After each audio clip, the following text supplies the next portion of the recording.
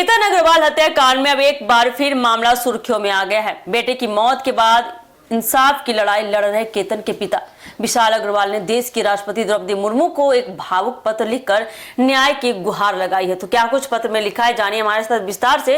नमस्कार, एक न्यूज़ 24 देख रहे हैं आप और मैं हूं आपके साथ ब्यूटी। दरअसल मामला इस पत्र में आपको बता दें कि उन्होंने अपने दर्द को बयां करते हुए यानी कि केतन अग्रवाल के पिता ने इस मामले को सुनवाई फास्ट ट्रैक कोर्ट में कराने और दोषियों को कानून के मुताबिक कड़ी से कड़ी सजा दिलाने की मांग की है।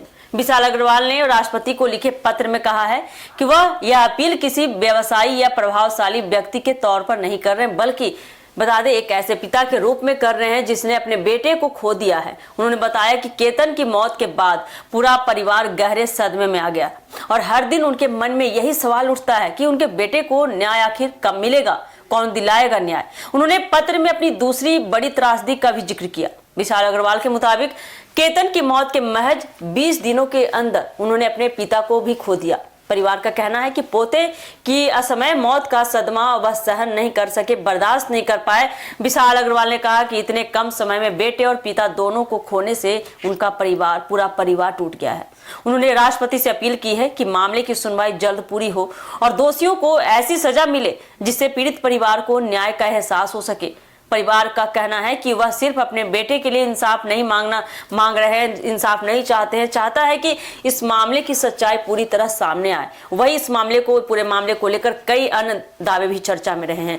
जैसा कि पहले की खबरों में बताया गया था कि सिया गोयल उसके बॉयफ्रेंड को लेकर एक दावा सामने आया था कि दोनों ने करीब 6 महीने पहले गुपचुप तरीके से शादी की थी।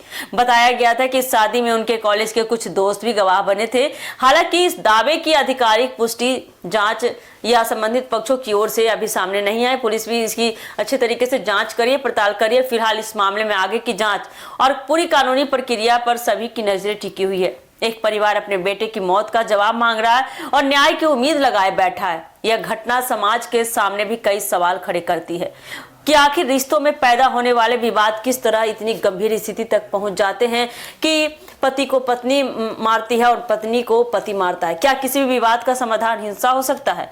क्या समय रहते परिवार और समाज की जिम्मेदारी नहीं बनती कि ऐसी घटनाओं को रोकने की कोशिश की जाए? ऐसे सवालों पर अब समाज को गंभीरता से सोचने की जरूरत है। अगर परिवार में इस तरह के कुछ कलह होते हैं, लड़ाई होते हैं, तो सोचने की जरूरत है, समझने की जरूरत है और विवाद को रोकना चाहिए, ना कि ऐसे कदम उठाना चाहिए। तो मेरा सवाल आपसे है कि जो समाज के हालत हो बैठे हैं अभी, वो कब तक सुधरेगा, कब समाधान निकलेगा? और एक सवाल है कि केतन अग्रवाल जिस तरह से उनके पिता ने द्रौपदी मुर्मू को राष्ट्रपति को पत्र लिखा है, तो सामने से क्या प्रतिक्रिया आती है, क्या जवाब मिलता है, क्या संतावना मिलती है विशाल अग्रवाल, केतन अग्रवाल के पिता को? और देखिए मामला कहाँ तक जाता है, क्या इंसाफ मिल पाता है? क्या लगता है आपको? आप हमें कमेंट सेक्शन में बता सकते हैं। फिलहाल के लिए इस खबर में इतना ही। आगे क्या कुछ अपडेट आता है हम आपको बताते रहेंगे अपने चैनल के माध्यम से। फिलहाल के लिए दीजिएगा इजाजत। धन्यवाद।